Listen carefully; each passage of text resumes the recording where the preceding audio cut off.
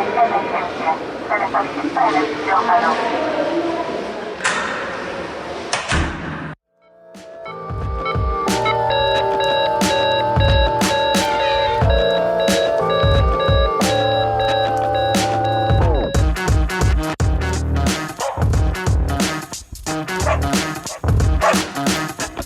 Quirófano veterinario.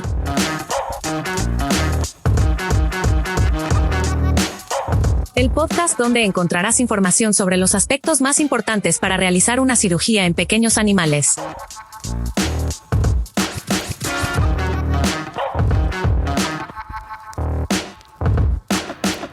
Además de notas actualizadas del mundo veterinario. De los Andes al mundo.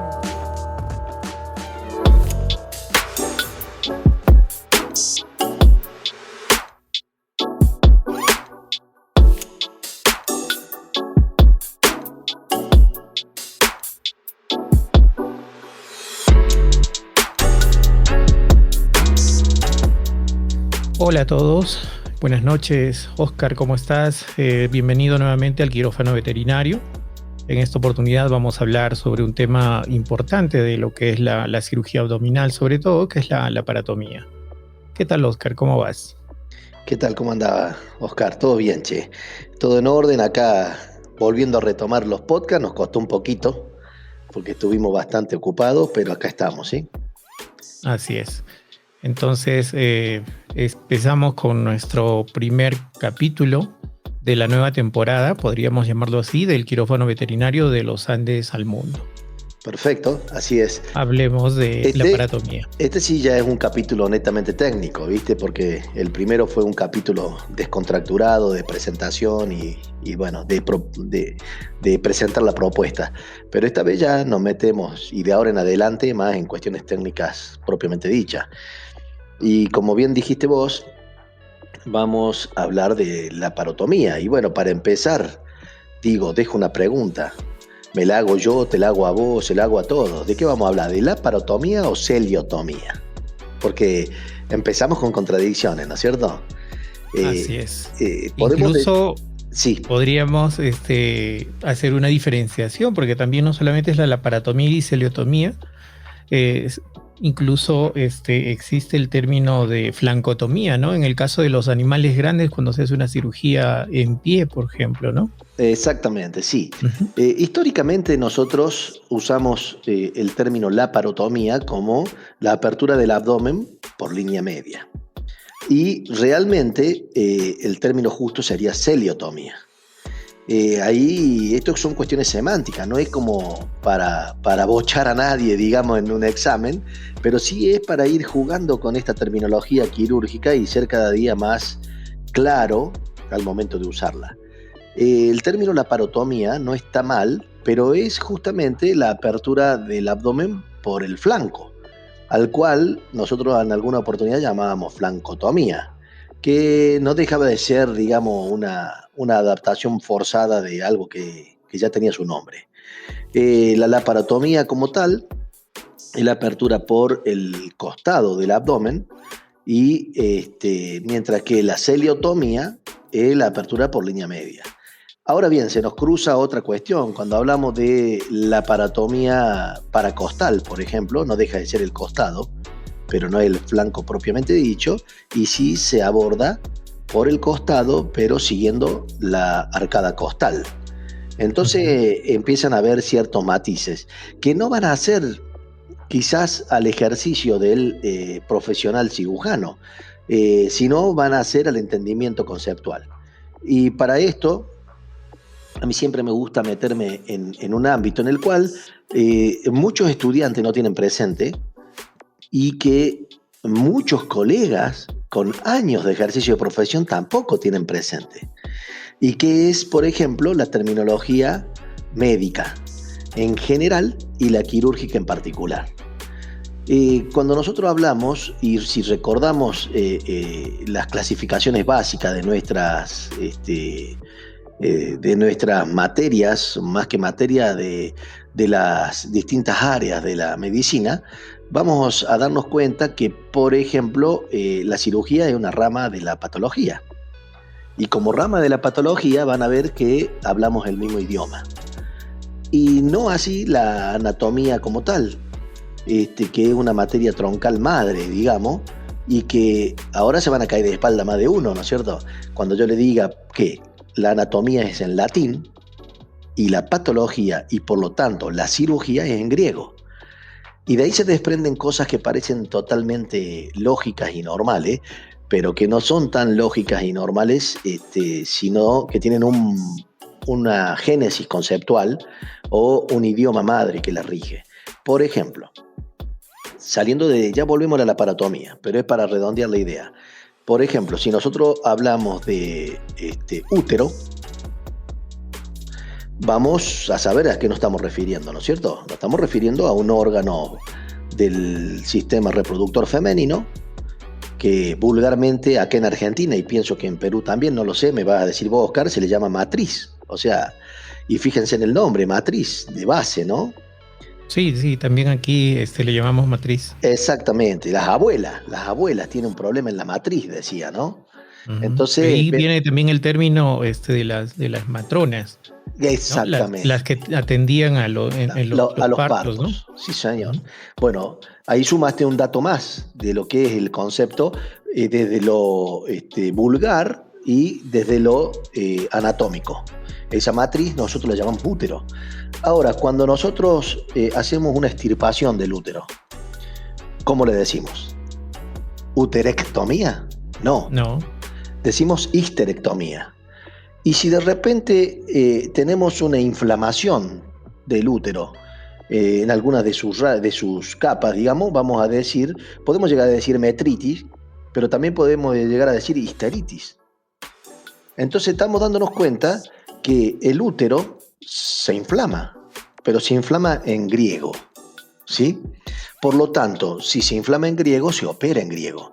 Y si hacemos una cesárea para ingresar a la cavidad abdominal, hacemos una celiotomía, queremos llamar laparotomía por línea media, está bien, lo vamos a tomar como un concepto válido, pero una vez que estamos ahí adentro, ¿cómo ingresamos al útero? A través de una histerotomía, no una uterotomía. Entonces, ¿qué significa? Que vivimos hablando en dos idiomas madres sin darnos cuenta, digamos. Y hay un error histórico de los veterinarios, por ejemplo, y digo de los veterinarios porque en la medicina humana no pasa, los ovarios. Los ovarios como tal, si sufren algún proceso inflamatorio, se llama ooforitis, y no ovaritis. Y si nosotros extirpamos los ovarios, tendríamos que llamarlo ooforectomía.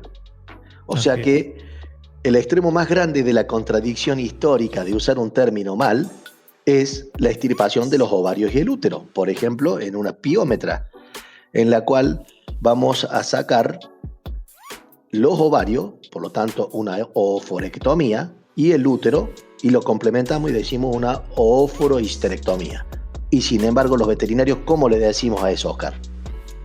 Una ovariohisterectomía. Una ovariohisterectomía o una ovariectomía. Está tan metido en nosotros que nadie se le ocurriría corregir a alguien por decir eso. Pero yo te pongo otros ejemplos en los cuales no solamente se corrige, sino que muchas veces viene acompañado de algo muy malo desde el punto de vista docente, que es una sonrisa, una burla o lo que está muy de moda, un bullying, hacia aquel que diría, por ejemplo, tengo una estomagitis. Y va a decir, ¿cómo va a decir eso? Tener una gastritis. Y sin embargo, podría ser hasta motivo de burla, pero nadie se burlaría de nadie por decir ovariectomía. Y ovariectomía está tan mal dicho como decir una estomagotomía a la apertura del estómago en latín o del gastrium en griego. La enfermedad sería la gastritis y la intervención sería la gastrotomía. O sea, lo que quiero es redondear la idea en algo muy simple que suena gracioso, pero los órganos anatómicamente se estudian en latín, se enferman en griego y se operan en griego, ¿sí? Y de ahí salimos a nuestro tema de hoy, que dijimos la laparotomía, que significa apertura del abdomen por un costado o por el flanco, o la celiotomía, que es la apertura del abdomen por línea media. Otro error histórico, pero que, o sea, no es buscar purismo, simplemente es saber ir puliendo nuestra forma de expresar. Por lo tanto, de ahora en más, vamos a tratar, y me incluyo, no estoy diciendo traten, estoy diciendo tratemos, vamos a tratar de llamar a las cosas por su nombre: celiotomía, la apertura por línea media, y laparotomía por el costado, llamémosle flanco o paracostal. De esto se va a desprender otra cuestión histórica, y que era clasificar la línea media en mediana, paramediana, pararectal o paramediana transrectal. Y también vamos a escuchar paramediana, pararectal medial o pararectal lateral. Lo cierto de todo esto, Oscar, que en la medicina humana esta clasificación existe porque los médicos respetan mucho al recto abdominal. Entonces ellos hacen abordajes medianos o paramedianos, pararectales laterales, pararectales mediales o paramedianos transrectal. Y nosotros en la medicina veterinaria tratamos en lo posible de nunca meternos con el músculo recto abdominal, sino que buscamos hacer una celiotomía o la histórica laparotomía mediana o por línea media, abordando el abdomen o ingresando al abdomen por la famosa línea blanca o línea alba, ¿sí? Que muchas veces nos vamos un poco de la línea alba, sacándole un poquito la fascia al recto, o lo que es peor, cortando un poquito el recto. ¿Y en qué deriva eso? Muchas veces en sangrados que no son necesarios y en dolores postquirúrgicos y procesos cicatrizales más largos. Por lo tanto, más allá de que la clasificación hable de todas esas alternativas de abordaje por línea media, yo creo que la realidad profunda de la línea media es la celiotomía mediana o laparotomía mediana a través de la línea alba.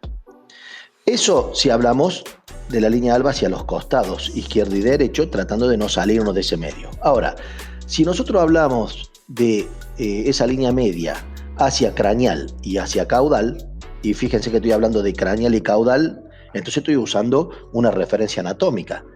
Y esa referencia anatómica va a ser el ombligo, el pupo. No sé si en Perú se le llama pupo también, ¿sí? Sí, le decimos, ombligo, puputi. Acá le dicen el puputi, por ejemplo, ¿no?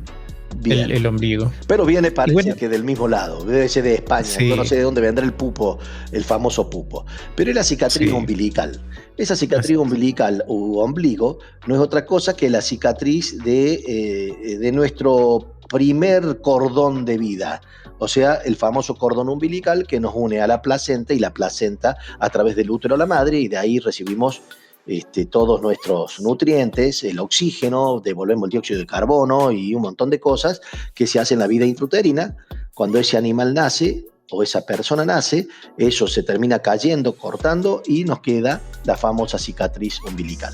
Esa cicatriz umbilical, como es una cuestión universal, a no ser que una cirugía por algún motivo la haya borrado, es un punto anatómico de referencia para que hablemos, junto con otros dos puntos, que es el cartílago sifoide o apéndice sifoide y el pubis, sobre el largo o el abordaje, digamos, de nuestra celiotomía mediana con respecto a la longitud cráneo-caudal. Y de ahí se va a desprender varias cosas. Una es que si nosotros vamos a hacer un abordaje amplio para explorar quirúrgicamente un abdomen, vamos a estar hablando que vamos a estar haciendo una celiotomía sifopúbica. O sea, nos olvidamos hasta del ombligo. Vamos del sifoide al pubis, pasando por todo lo que haya en la línea media. En este caso, la parte o cráneo umbilical y la parte retroumbilical. Entonces vamos de punta a punta. Como decimos en Argentina, lo abrimos como sapo o lo abrimos como campera. O sea, la campera, ¿cómo se abre? La campera, ¿cómo le llamas? Casaca. La casaca. El La cierre. casaca, ¿no? El cierre de la casaca. Claro, uno abre desde el cuello hasta abajo. Entonces, la sinonimia vulgar sería, lo abrimos como campera. Entonces, ¿qué significa esto? Que nosotros hacemos una incisión de piel, celular subcutáneo, buscamos nuestra línea alba y cortamos a la línea alba e ingresamos al abdomen desde el apéndice sifoide hasta el pubis. Eso se llama celiotomía sifopúbica. Ahora, no vamos a estar abriendo los perros como campera todo el tiempo. ¿Por qué? Porque nosotros tenemos que tratar de ser lo menos traumático o agresivos posible. Entonces, de repente, si vamos a hacer una cirugía gástrica, por ejemplo, o gastroduodenal, o vamos a abordar el epigastrio, hablando en la división semiológica externa, vamos a hacer una incisión que sea acraneal del pubis y a caudal del sifoide. Entonces podemos hablar de una sifo umbilical, o una sifo prepúbica, o una sifo retroumbilical, si la alargamos un poquito. Y lo de pre y lo de retro vuelve a ser un error histórico veterinario de traspolar las cuestiones de la medicina humana, porque nosotros tendríamos que hablar de craneal y de caudal, o sea, cráneo umbilical y caudo umbilical. Pero bueno, son las cosas que nos legaron nuestros grandes profesores de otros tiempos, en los cuales hubo también médicos, y allá hace mucho, y en los cuales también se traspolaron cosas de grandes animales, porque no nos olvidemos que la medicina veterinaria hace no mucho tiempo era grandes animales, y si era grandes animales, la cirugía también era de grandes animales.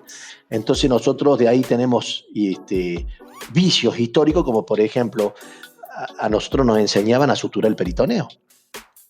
Y si uno ve el peritoneo de una vaca, te va a dar cuenta que tiene sentido suturarlo, porque realmente es una tela gruesa. Ahora, si vos ves el peritoneo de un gato o de un perrito, lo único que vas a hacer es aumentar dolor, morbilidad y desgarro de ese peritoneo, porque lo vas a desflecar todo, ¿sí? Es más, hoy en día se habla de que en la síntesis de nuestra celiotomía hay que tratar de evitar el peritoneo, ¿sí? O sea, antes te decían suturar el peritoneo solo, es la capa peritoneal y después las fascies, tratando de evitar el músculo. Después te dijeron no era tan importante suturar el peritoneo, si lo agarrás mejor. Y hoy en día se dice si no lo agarrás mejor. Porque hay una memotecnia que es bueno tener presente, y es que todo lo que empieza con P duele. Y por eso mismo que hay que tratar de no agarrar el peritoneo, siendo una capa tan fina que no va a sujetar nada en los perros y en los gatos. Peritoneo, periostio, pleura, todo eso duele. O sea, en general lo que empieza con P duele. Por supuesto que hay cosas que duelen y no empiezan con P, como el testículo y el ovario, y que es tan común saber que duele que vulgarmente se hace alusión a eso cuando alguien es medio pesado, ¿no? O sea, cuando alguien te jode la vida, decimos es una patada ahí, ¿sí? Entonces es para que poner un poco de humor a esta cuestión y que vayan quedando grabados estos tips. Bueno. Y sí, solamente para aclarar el tema de lo que estábamos conversando, me parece que también esto respecto de la terminología, por ejemplo, el término oóforo-salpingo-histerectomía, ¿no? Para una ovariohisterectomía, lo hacen o lo dicen, lo expresan y lo realizan en algunas escuelas, ¿no? También me parece que depende mucho de la escuela veterinaria, ¿no? Y bueno, tiene que ver mucho con la experiencia de los profesionales, con la práctica, etcétera. Y se hace popular en cada zona, en cada región, ¿no? Yo he visto también algunos artículos, por ejemplo, escritos que llaman ovariohisterectomía. la simplifican con una abreviatura que es OVH, que no sé por qué se le dice OVH, porque si pensamos en las palabras que tiene la ovariohisterectomía, como que no coincide, ¿no? En todo caso sería OHE, ¿no? Perdón, ovario, OH, ¿no? Ovariohisterectomía, claro. Claro, Entonces, le meten la B de ovario, o sea, refuerzan el latín donde no tiene que estar. así es. Porque si vos le pones OH, está haciendo óforohisterectomía o de última una ovariohisterectomía. Sí, yo creo que en esto, Oscar, sí, esto me parece importante, es no caer en los vicios de los anglicismos, ¿no es cierto? Cuando digo anglicismo o costumbres angloamericanas. Nosotros tenemos un idioma tan rico, Oscar, tan rico, tan lleno de sinónimos y de palabras variables para decir una misma cosa, que reducirlo a una abreviatura o reducirlo a cuestiones como hacen los ingleses, me parece que es quitarnos riqueza a nuestra posibilidad. Aparte nos traemos de cuna, porque nosotros todo lo que hablamos lo hablamos porque lo aprendimos desde la cuna. No tenemos que estudiar castellano, porque si tendríamos que estudiar castellano o español, te aseguro que sería bastante complejo. ¿Sí? Así que yo pienso que en ese sentido usar nuestro idioma en su más amplio posibilidad siempre es bueno.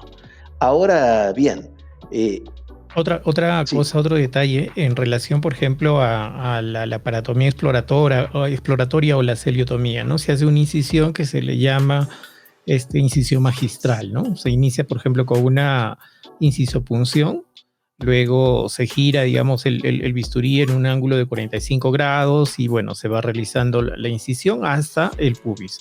Pero acá tenemos un detalle, por ejemplo, en el caso de los machos, sí, ¿no? señor. En el caso del macho tenemos que realizar a nivel del tegumento una celiotomía paramediana, ¿no? Cuando estamos a nivel del prepucio, por ejemplo. Exacto. Sí. Pero el ingreso es medial, ¿no? Exacto. Quizás habría que aclarar un poco eso. Lo que está bueno, está muy bueno, Oscar, porque hay una diferencia entre el macho y la hembra. Pero la diferencia está en la piel, no está en el ingreso. ¿Sí? ¿Por qué digo esto? Porque nosotros tenemos que el macho canino, no así el felino, volvemos al tema, por lo tanto es solamente la diferencia del macho canino con la hembra canina felina o con el macho felino. Macho felino, hembra felina y hembra canina es exactamente igual. Y varía en el macho canino porque en nuestro recorrido de incisión del tegumento, de la piel y tejido subcutáneo, nos vamos a encontrar con un órgano reproductivo que está justamente sobre la línea media, que es el pene y prepucio. Así es. Entonces, ¿qué hacemos? ¿Cortamos el pene a la mitad, el prepucio a la mitad? No, una locura, o sea, una cosa impensada, ¿no es cierto? Entonces, ¿qué tenemos que hacer? Las opciones son dos y yo diría una sola. ¿Por qué digo una sola? Porque nosotros venimos desde el cifoide, pasamos por la cicatriz umbilical, llegamos al craneal del pene y hacemos una pequeña desviación, una pequeña S, digamos, una pequeña desviación de nuestra incisión en piel y subcutáneo y la hacemos parapeniana o paraprepucial.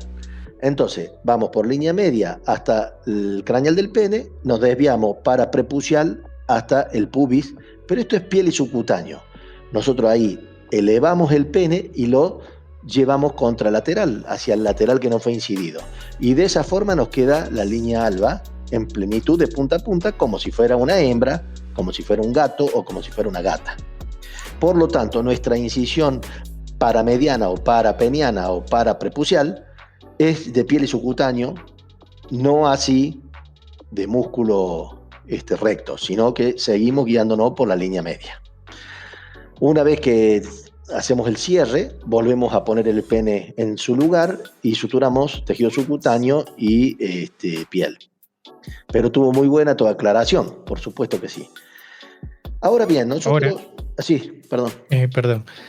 Otro detalle quizás también a considerar es la extensión, ¿no?, de la línea media. O sea, la línea media no tiene la misma... La línea alba, perdón, no tiene el mismo grosor y el mismo ancho, por decir, en todo el recorrido, desde el sifoides hasta el pubis. Existe una variación, ¿no? Exacto. Y podríamos tener, en realidad hay que tener en cuenta este aspecto para poder realizar la síntesis o la sutura al momento de realizar el cierre. Exactamente, sí. Vamos a ver que en eso se basa también el por qué volvemos a la cicatriz umbilical como un lugar óptimo para empezar.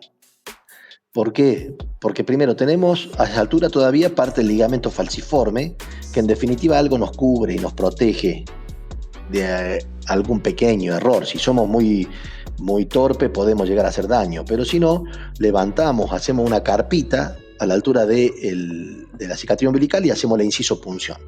A partir de esa inciso-punción podemos seguir, como bien dijiste vos, con el bisturí, el filo para arriba.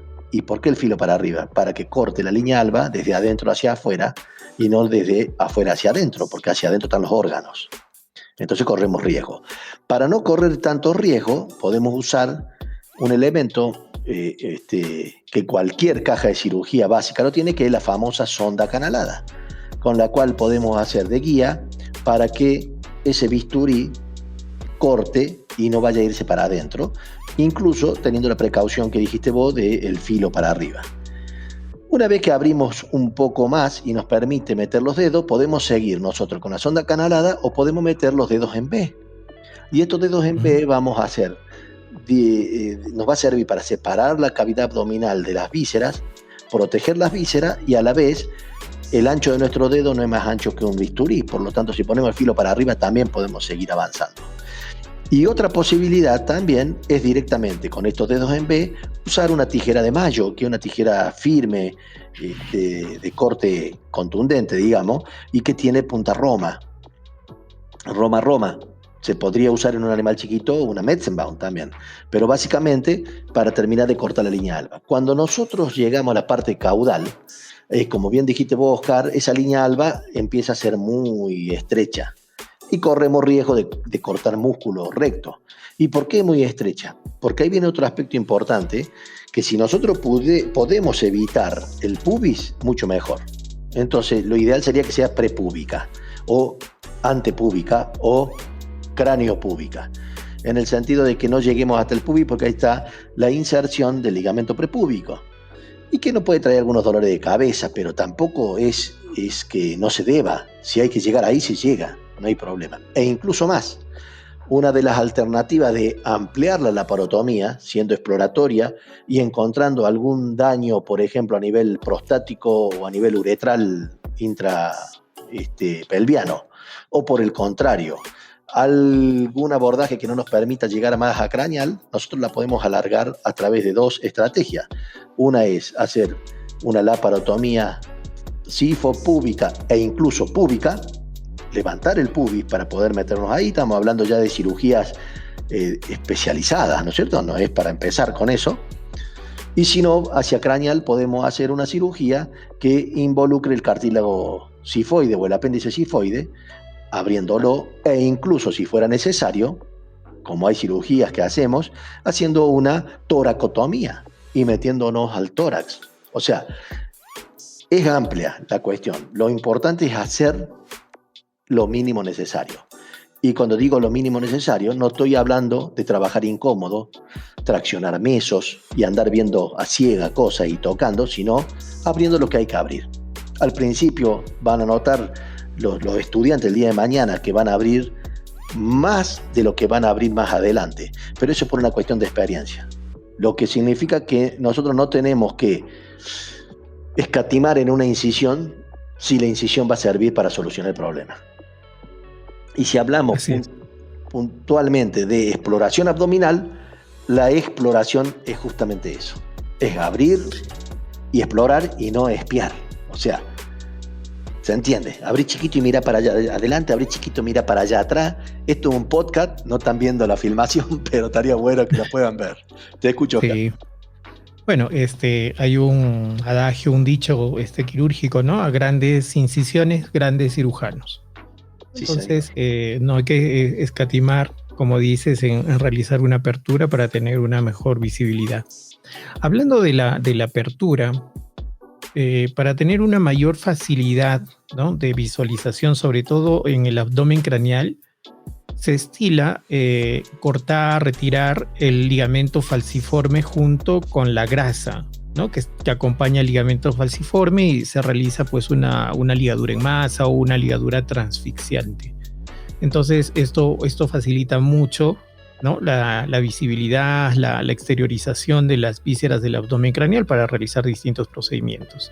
Y eso es importante. Hay algunos pacientes, unos perros que tienen más grasa abdominal, que es una grasa de reserva, ¿no?, de energética que tienen los pacientes en realidad. ¿Qué opinas, Oscar? Bueno, mira, yo sería más contundente todavía, Oscar. ¿Qué significa ser más contundente? Vos dijiste que facilita la visión y tenés toda la razón del mundo. Yo te diría que el día que saques el falciforme, para aquel que no lo tuvo en cuenta nunca y no lo sacó, se va a dar cuenta que recién ahí empieza a ver. El ligamento falciforme o la grasa falciforme, a nivel quirúrgico, en la inspección o en el abordaje incluso de órganos mesoepigástricos, es un estorbo total. Yo no concibo la parotomía o celeotomía exploratoria que no se saque el ligamento falciforme. Por ejemplo, en una torsión gástrica, que no sería exploratoria, porque sabemos que vamos a operar, pero básicamente ese ligamento falciforme lo único que suma es negativamente, es un oxímoron, suma negativamente, ¿no? Resta en realidad, es la falta de visión de ese epigastrio mesogastrio. Y en el gato gordo, es importantísima la cantidad de grasa, igual en una perra. Sáquenlo tranquilo, que no va a haber ningún problema fisiopatológico posterior, y sí va a haber un gran beneficio laparoscopio, o sea, de inspección y palpación, y con todas las maniobras semiológicas quirúrgicas que vamos a hacer, sin la presencia de este elemento anatómico, que, bueno, son remanentes y por eso están ahí, ¿no? Así es. Eso, el que no lo hizo nunca, hágalo y le cambia la vida, Oscar. Es decir, realmente van a ver un abdomen craneal totalmente diferente. Y ya que estuvimos hablando de esto, ¿estamos con buen tiempo, Oscar, o estamos medio complicados? No, estamos con tiempo. De hecho, que el hablar de la laparotomía exploratoria es un tema realmente bastante amplio, ¿no? Mira, recién estamos en el abordaje de la cavidad abdominal. Y todavía falta el flanco.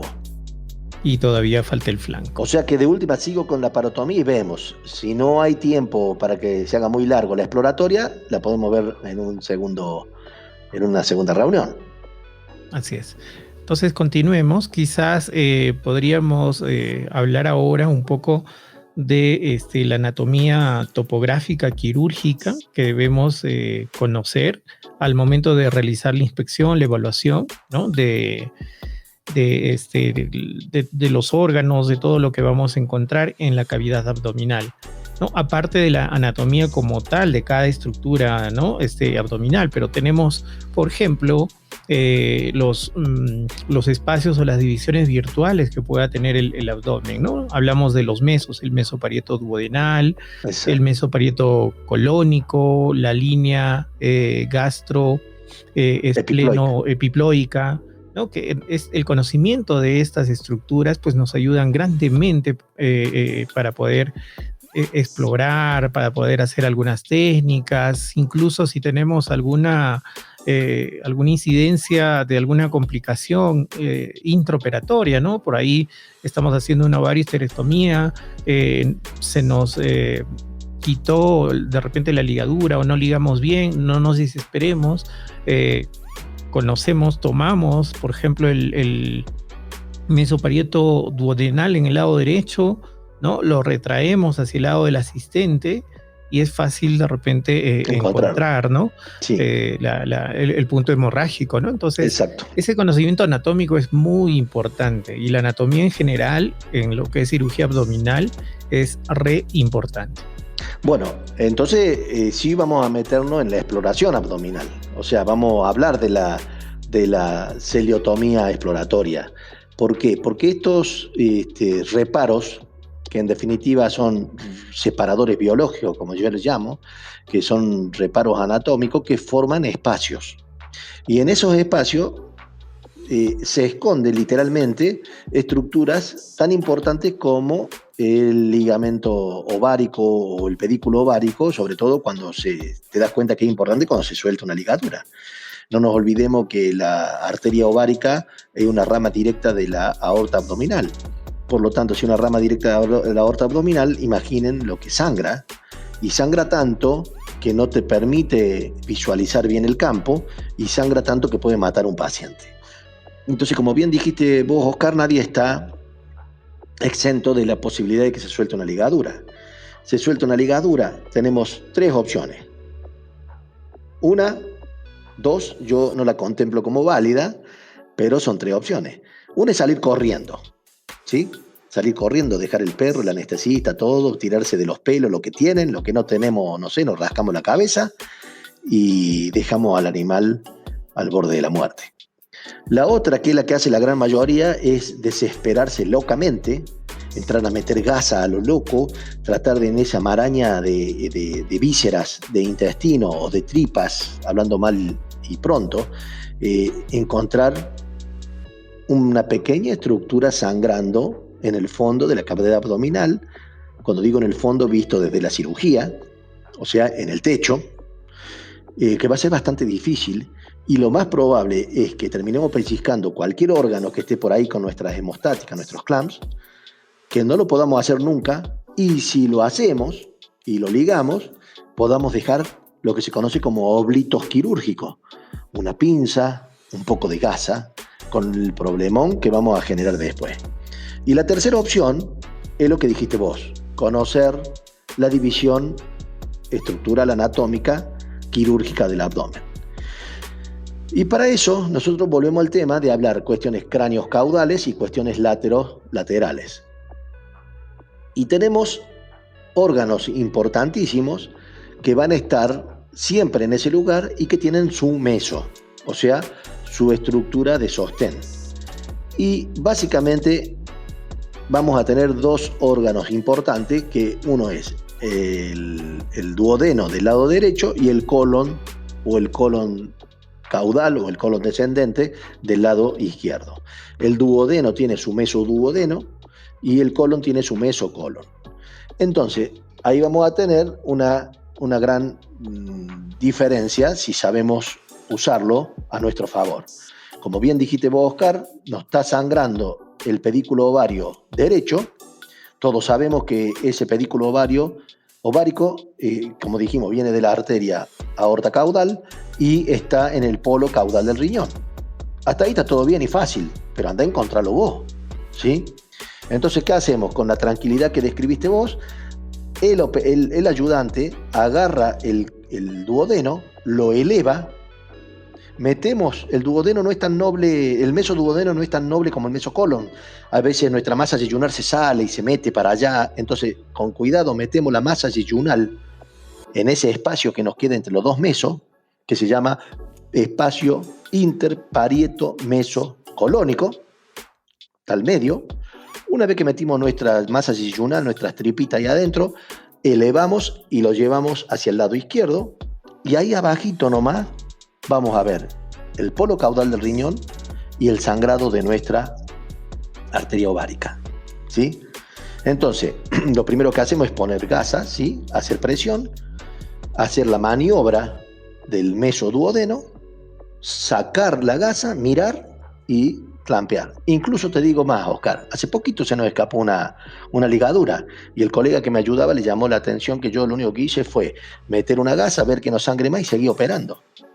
Y cuando terminé de operar me fui a ver si sangraba, ¿sí? Y sangraba muy poquito y nada. Lo mismo la ligamos. Con mucho cuidado y con esa visión vos agarrás y clampeás con una Kriller para que llegue más profundamente el pedículo y lo ligás. ¿Y lo ligás con qué? Con un nudo de cirujano o con el nudo corredizo. Que el nudo corredizo no es otra cosa que un salvavidas. Porque cuando vos no te podés meter los dedos y la mano para hacer una buena tensión de ese nudo, probablemente se te salga. Entonces nuestro nudo corredizo, que es el nudo de la videolaparoscopía, pero hecho sin videolaparoscopía, hecho en una laparotomía. Hacemos el nudo corredizo y lo corremos. Aflojamos nuestra hemostática de a poco para que el nudo ajuste y después terminamos de anudar. Ahora, si ese problema nos pasa del lado izquierdo, de la misma forma y mucho mejor y más contundente, porque ahí la masa yeyunal no se te mete por ningún lado, levantamos el colon descendente o el colon caudal, lo llevamos hacia la derecha y ahí tenemos el polo caudal del riñón izquierdo y el pedículo ovárico o nuestra arteria ovárica sangrando. Así de fácil y contundente. Ahora, si nosotros definimos estos espacios, van a ser parieto de pared, vamos al lado izquierdo, meso, colon, de colon y sostén y mesocolon, y nos va a quedar el espacio parieto mesocolónico del lado izquierdo.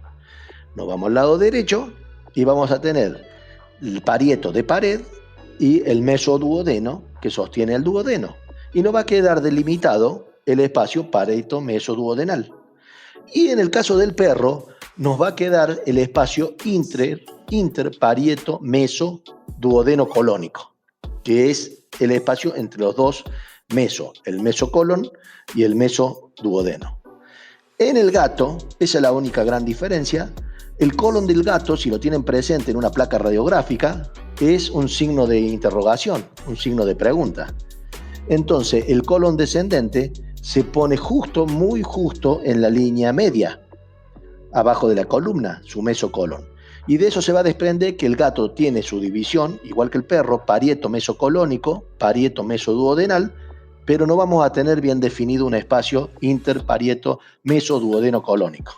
Es un trabalengua, pero si ustedes agarran un cadáver, los estudiantes estoy hablando, aprovechan y ven la anatomía aplicada a esta que estamos hablando, van a ver que el trabalengua se disipa y pasa a ser una herramienta conceptual aplicable al trabajo.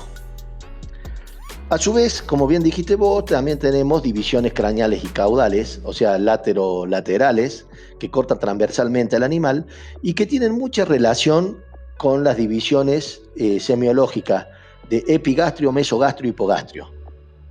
Hipocondrio derecho, hipocondrio izquierdo, parte sifoidea, umbilical, lateral derecho e izquierdo, y prepúbica, y jar izquierda y jar derecha. En la cirugía lo que vamos a trazar es una línea que va, como bien dijiste vos, desde el vaso hasta el estómago y divide hacia adelante y divide hacia caudal, que es la línea espleno gastroepiploica. Por detrás de esta vamos a tener todo lo que corresponde a esos órganos mesogástricos y por delante a los epigástricos. Y después por atrás vamos a tener una división que va a estar dada fundamentalmente por las apófisis ilíacas o la cresta ilíaca, pasando de lado a lado en la parte prepúbica, que nos va a dividir entre un abdomen craneal a esta línea y un abdomen caudal que es prepúbica púbica, ¿sí? Básicamente eso es una división anatómica quirúrgica conceptual, pero importantísima al momento de ser usada en la práctica. El día que ustedes tengan un problema y lo resuelvan aplicando este concepto de los espacios y de los mesos, se van a acordar de los Óscares andinos, o sea, de nosotros dos y nuestros podcasts. Así es. Sí, Óscar. Otro detalle, justo acabo de recordar cuando hablábamos de esta línea gastroespleno-epiploica, es precisamente también el epiplón, ¿no? Sí, señor. El epiplón hay que considerarlo como una bolsa, ¿no?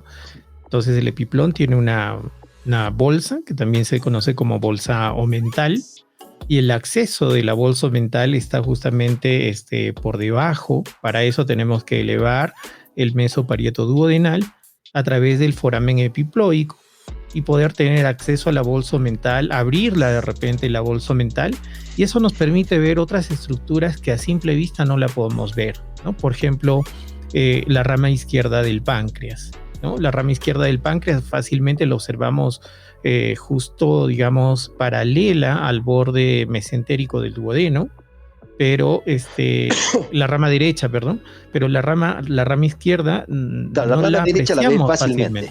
Claro, así es. Sí, y la rama izquierda está escondidita, y una manera de poder apreciarla es justamente abrir esa bolsa mental, ¿no? También podríamos apreciar, por ejemplo, la pared profunda del estómago, ¿no? El estómago tiene una pared parietal, que es la que la vemos al aperturar, pero la pared profunda, si tuviéramos que realizar de repente algún procedimiento a ese nivel, la podemos ver aperturando la bolsa omental, ¿no? Entonces, es muy importante tener el conocimiento anatómico. Siempre los estudiantes deberían procurar, ¿no? Repasar y practicar en un cadáver, ¿no? Para ver qué posibilidades de abordaje o de alternativas, etcétera. Y en realidad las técnicas y los procedimientos quirúrgicos se hacen mucho más familiares, a uno le da más confianza, ¿no? Al momento de realizar una cirugía abdominal, teniendo en cuenta estas particularidades anatómicas desde el punto de vista quirúrgico. No es una anatomía, pues, descriptiva, detallada, sino es una anatomía, una visión macro, ¿no? De la distribución de los órganos en la cavidad abdominal, y esto nos permite facilitar las cosas desde el punto de vista quirúrgico. Exacto, es una anatomía quirúrgica, justamente. Yo siempre digo que la anatomía se adapta a cada disciplina.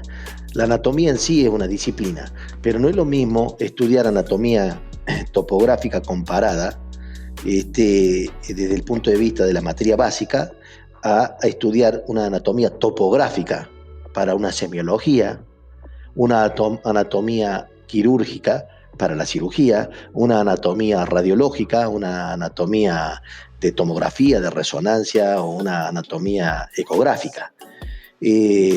Pero todo tiene que ver con esa anatomía madre, porque el órgano está y se dispone de la forma en que dicen los anatomistas que se dispone cuando hablábamos en latín. Ahora que estamos hablando en griego, eso a disposición cambia el nombre, pero no cambia la disposición.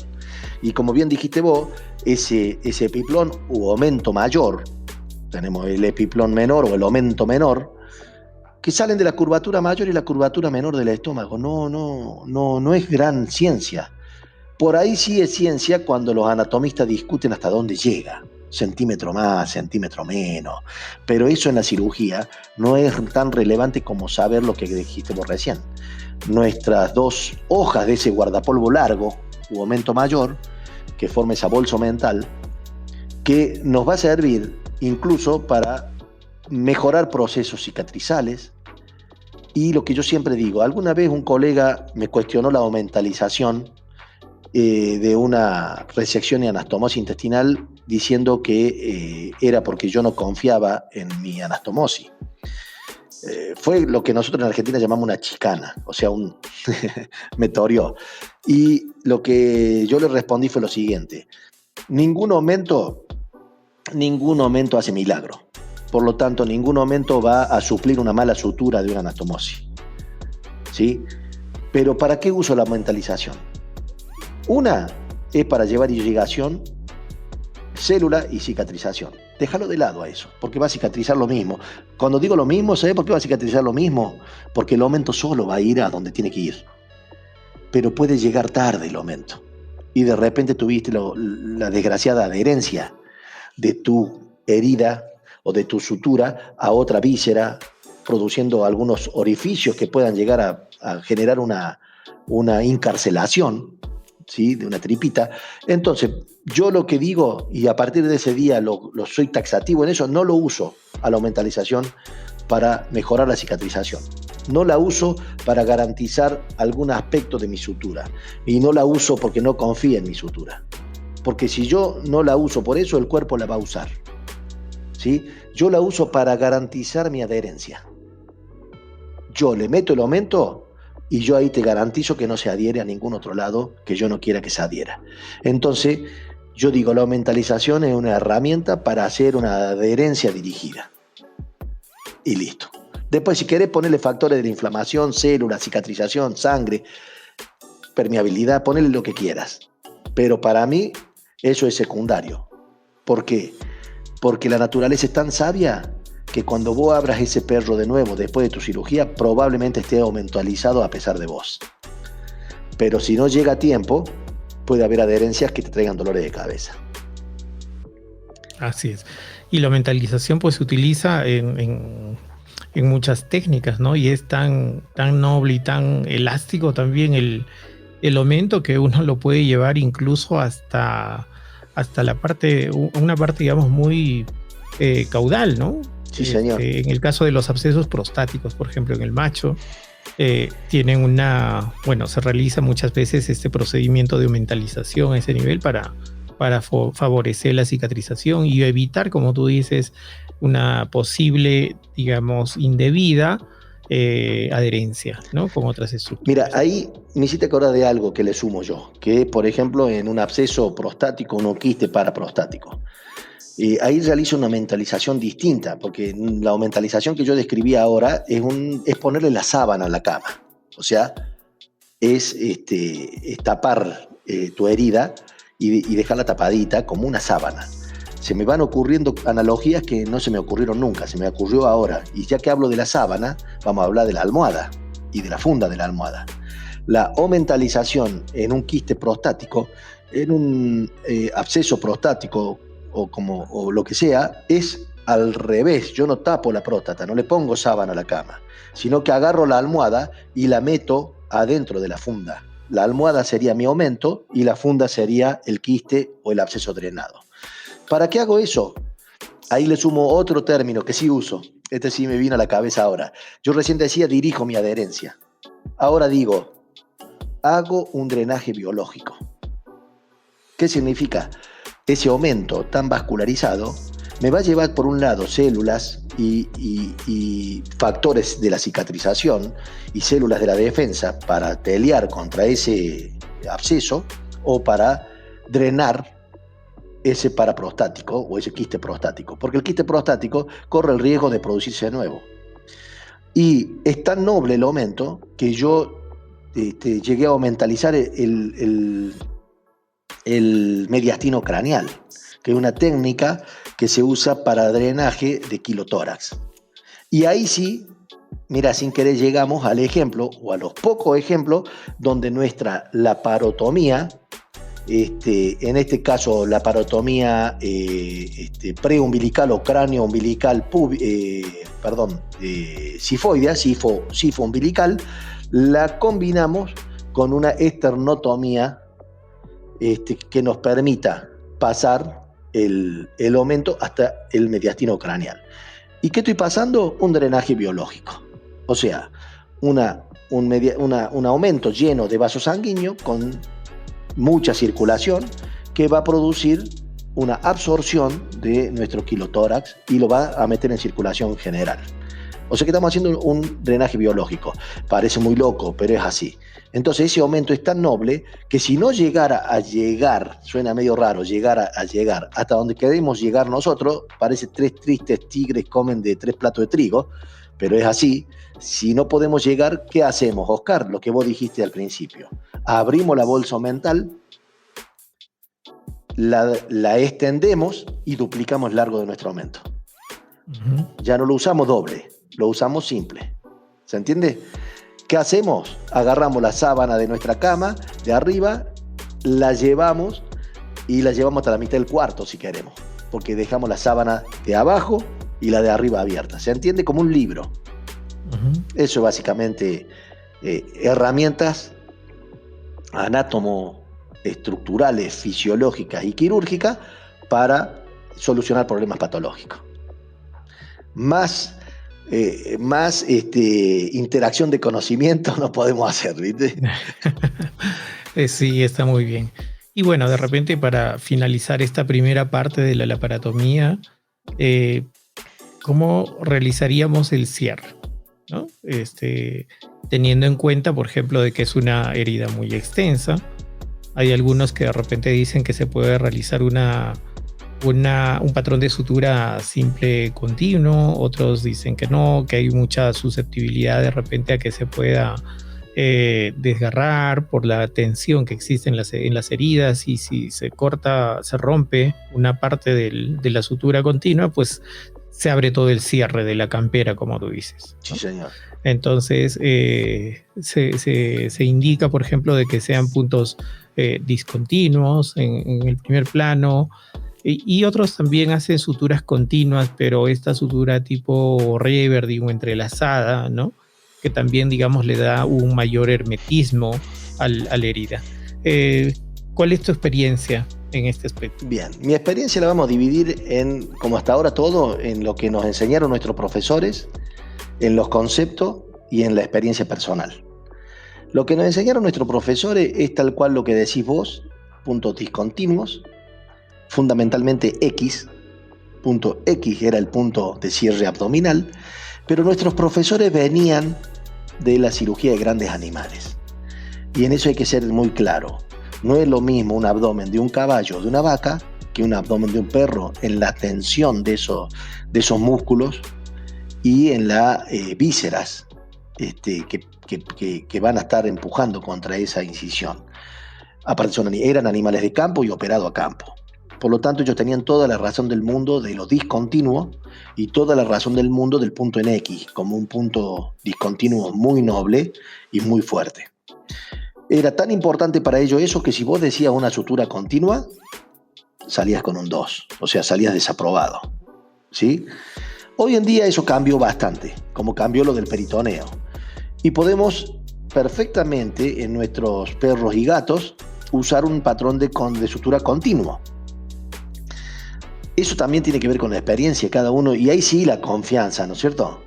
Y por otro lado, ese patrón continuo yo lo divido en dos grandes patrones, no mucho más, o en un surget o en un reverding o festón, que bien dijiste vos recién, que son la que hace la lazadita, y va dando mucha mejor tensión al cierre.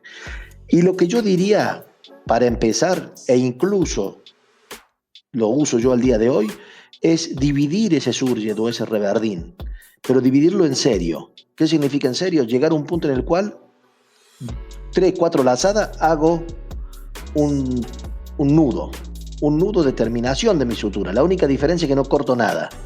Sigo haciendo 3, 4 lazaditas más, si quiero hago otro nudo y sigo haciendo 3, 4 y terminé.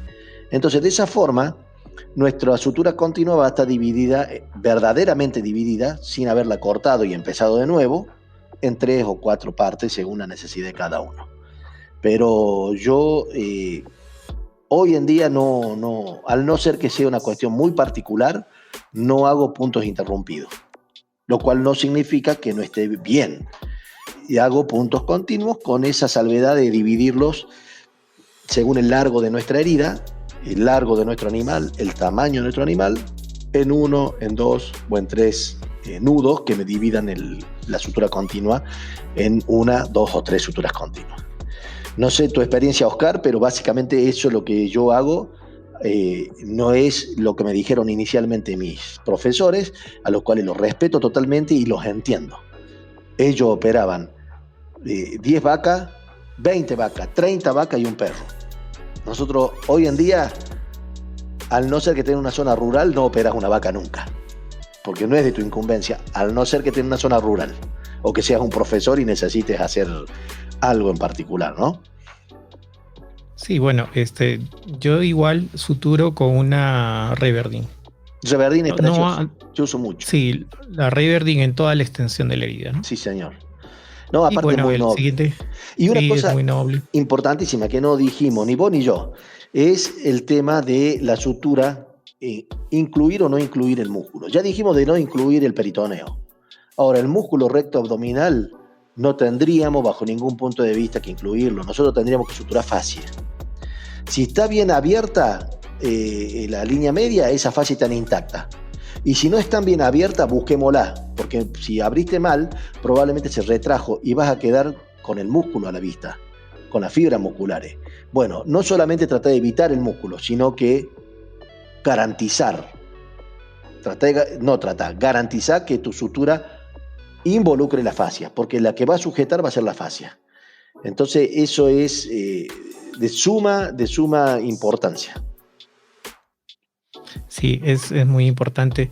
Y precisamente la fascia muscular es el plano o el punto de sostén, digamos, de toda la sutura en la extensión. Entonces, eso sí hay que asegurar, porque si uno no sutura esta parte de la pared, pues puede tener problemas, ¿no? Exacto. Para terminar, porque ya estamos ahí al filo, porque nos quedó... En realidad estamos terminando la parotomía, creo, Oscar, porque ya nos metimos con la parte exploratoria y todo eso. Se me vino a la cabeza la laparotomía por el flanco, o sea, la verdadera laparotomía, que es la que se usa para hacer la oforectomía por el flanco, unilateral o bilateral. Una diferencia sustantiva es que aquí solo se corta piel y subcutáneo, no se corta más nada, se divulsiona. La divulsión Roma se hace siguiendo la fibra oblicuo abdominal externo, oblicuo abdominal interno y transverso del abdomen, que una va hacia craneal, o sea, hacia caudal, y otra dorso ventral. Esta divulsión es importante porque es menos dañina que cualquier tipo de corte, y porque aquí estamos metidos con puro músculo, sí hay fascias, por supuesto, pero las fascias las vamos a ir pasando y nos metemos con la fibra. Y un aspecto importante, si nuestra divulsión o nuestro abordaje es chiquitito, pequeño, no es necesario ni siquiera hacerle punto a ese músculo. Justamente, ¿por qué? Porque divulsionamos. Entonces esas fibras van a volver a su lugar. Ahora, si nuestra divulsión es amplia, que conozco colegas que prácticamente hacen cesárea, ofohisterectomía, abordajes incluso del abdomen medio caudal por el flanco, ahí nuestras divulsiones van a ser amplias. Al ser amplia, necesitamos, sí, un cierre. Y ese cierre puede ser por plano, transverso, oblicuo y abdominal interno y externo, o puede ser en masa muscular. ¿Qué significa? Oblicuo externo, oblicuo interno y transverso. Después, sí o sí, el subcutáneo, y lo que estoy hablando de subcutáneo vale también para la línea media. Una vez que hicimos ese reverdín en la línea media o esta sutura en planos o en masa por el flanco, o esta no sutura por el flanco porque es pequeña, lo que sí vamos a hacer es una excelente, correcta y prolija sutura de tejido celular subcutáneo, porque el tejido que va a soportar la tensión de nuestra sutura es el subcutáneo. No le pidamos nada a la piel, porque la piel se inflama, la piel se corta, la piel duele, la piel se rasca, y ahí está el principio de nuestra eventración o evisceración. Entonces, una vez que está cerrado el subcutáneo, nuestra piel tiene que estar bien pegadita y juntita. Tan juntita que le hacemos unos puntos simples sueltos, un surget suelto o una intradérmica que termine de cerrar. Pero la piel, a nivel quirúrgico, lo único que hay que tratar de hacer es que cicatrice lo menos prolífera posible en el sentido de la estética y de la funcionalidad, pero no le pidamos que sujete nada. Así es. Y ojo, hay que tener en cuenta siempre el principio de la obliteración de los espacios muertos, ¿no? Exacto. El principio de Halsted. El subcutáneo, a todo lo que le dijimos, el subcutáneo es el principal espacio muerto que dejamos si no lo suturamos. Y ahí que se junta líquido. Ese líquido hace un derrame seroso, un líquido cero sanguinolento. Ese líquido cero sanguinolento tenemos que saber que por más asepsia, antisepsia y esterilidad que usemos, siempre bacterias de la piel va a haber dando vuelta, y esa bacteria de la piel va a terminar en un absceso. Un absceso termina en una contaminación, en un problema de cicatrización, en una abertura de la piel con dolores de cabeza, en una abertura de la piel y músculo con eventración, o lo peor de todo, con evisceración, las tripitas afuera. Y ese animal está al borde de la muerte. Y puede haber sido una esterilización, una cirugía totalmente reglada y totalmente facultativa y programable. Entonces, ahora, hay un detalle tal vez en la sutura del tejido celular subcutáneo en relación al gato, ¿no?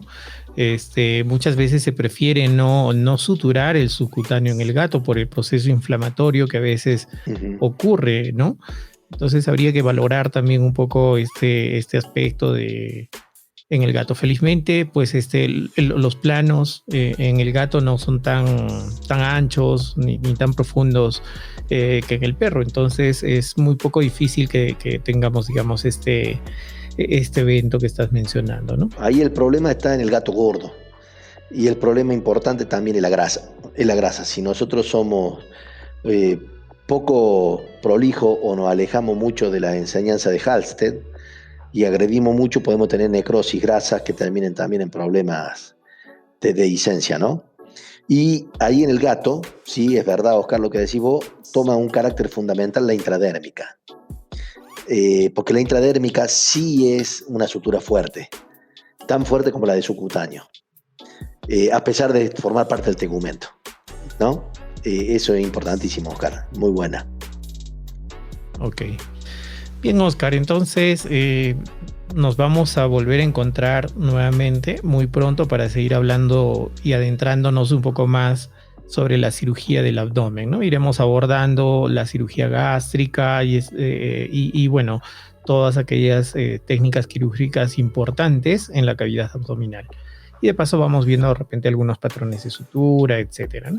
Como dices, vamos a ser un poco más técnicos en cuanto a los podcasts de ahora en adelante. Exacto, y bueno, y siempre integrando. Cuando decimos patrones de sutura, abordajes quirúrgicos, vamos a seguir integrándolo cuando hablemos de una cirugía en particular de un órgano, por ejemplo. Al órgano tenemos que llegar por el abordaje y de la cirugía tenemos que salir por nuestra sutura. Por lo tanto, es de piel a piel. Así es. Oscar, entonces, nuevamente gracias por estar aquí en el quirófano veterinario de los Andes al Mundo y esperamos pues contar con la participación de algunos profesionales quizás para más adelante, tener nuevos invitados para que puedan reforzar nuestro podcast y bueno, agradecer a los oyentes por estar escuchándonos a nosotros los Óscares desde los Andes al mundo. Meta, muchas gracias a vos, por supuesto, no te voy a decir el nombre porque ya está muy redundante. Y sí, lo de los invitados, pronto vamos a empezar a tener invitados para que la charla sea más rica y más amplia. Y te digo más, en algún momento que abordemos cirugía de bovinos, de grandes animales, vamos a tener un invitado que se llama, ¿sabe cómo? ¿Qué nombre tiene? Oscar. Ahí vamos a estar 3. 3 Oscar. Bueno, no hay Oscar malo. No hay Oscar malo. Bueno, Oscar, cuídate. Salud, querido. Gracias como siempre y estamos en contacto. Adiós, hasta pronto.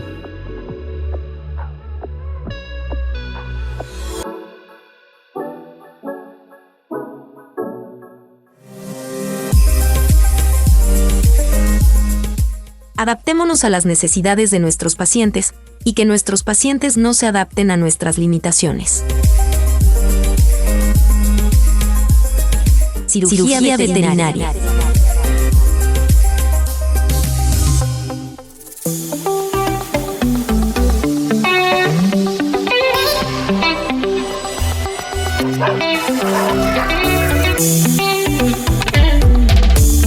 Y es así como llegamos al final de esta intervención. Esperando que nos encontremos nuevamente en el quirófano veterinario.